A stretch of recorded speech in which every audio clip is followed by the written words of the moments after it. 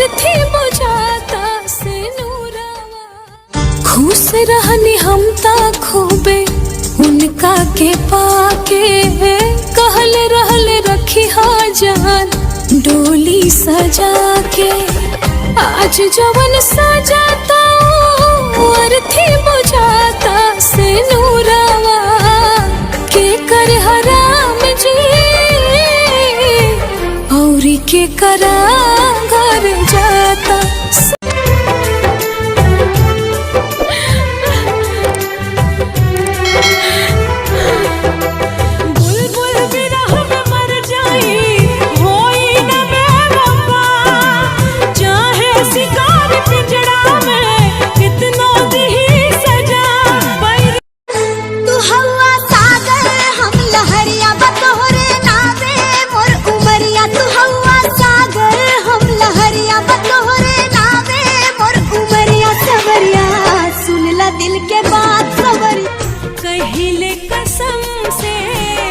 जच गईला तू मेहंदी बन के रच गईला तू।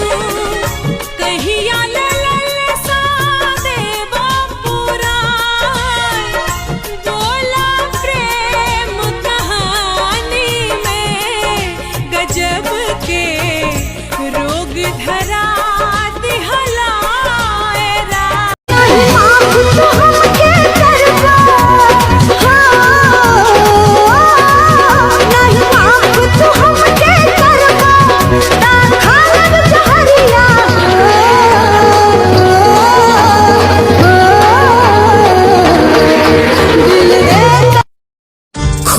रहनी हम ता खूबे उनका के पाके, कहल रहल रखी जान डोली सजा के।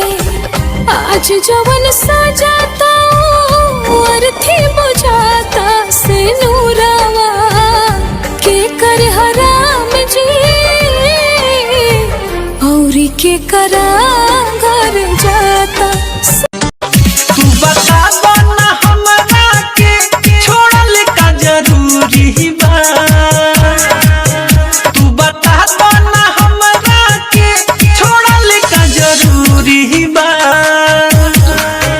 जाने रहतारू दूरी कवन मजबूरी बा। जाने रहतारू दूरी कवन मजबूरी बा। अगर वीडियो अच्छा लगे काहे अतना रोवा तारू कजरा के धोवा तारू। दुखवा के बोझा दिल में कैसा ढोवा तारू। ससुरा से काहे अइलू गाने, ससुरा से काहे अइलू गाने। अपना बारे में पियवा कुछ ना बतावे, अपना बारे में पियवा कुछ ना बतावे। हमरा से जाने खातिर गिरिया खावे, हमरा से जाने खातिर गिरिया खावे। हो तोहरा गलती पगलती अब हम ना कहब, तोहरा गलती पगलती अब हम ना कहब। एक दिन हमारे खातिर अब जहिया महीना रहम। एक दिन जब साथ देवे के ना रहे तब प्यार काहे के कोइला तू। हर पल तड़पे दिल।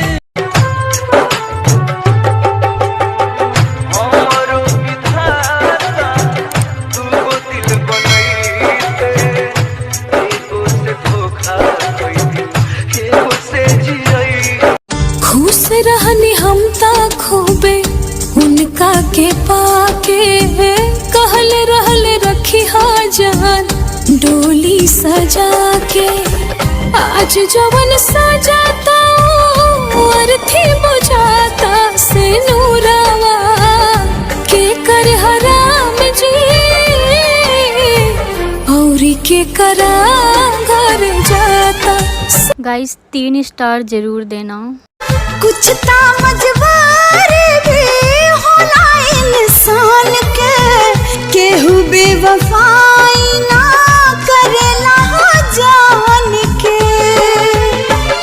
कि साजन तोहरा से दागा करके जियब कैसे हम, बेवफा बेवफा बेवफा ही सही दिलरुबा हैं हम। केहू के रोवावल बहुत बात नईखे, रोआ के हंसावल बहुत बात होला। सनहिया लगावल बहुत बात नईखे। नहीं माफ तो हमके करबा, नहीं माफ तो हमके करबा, ता खालब जहरिया।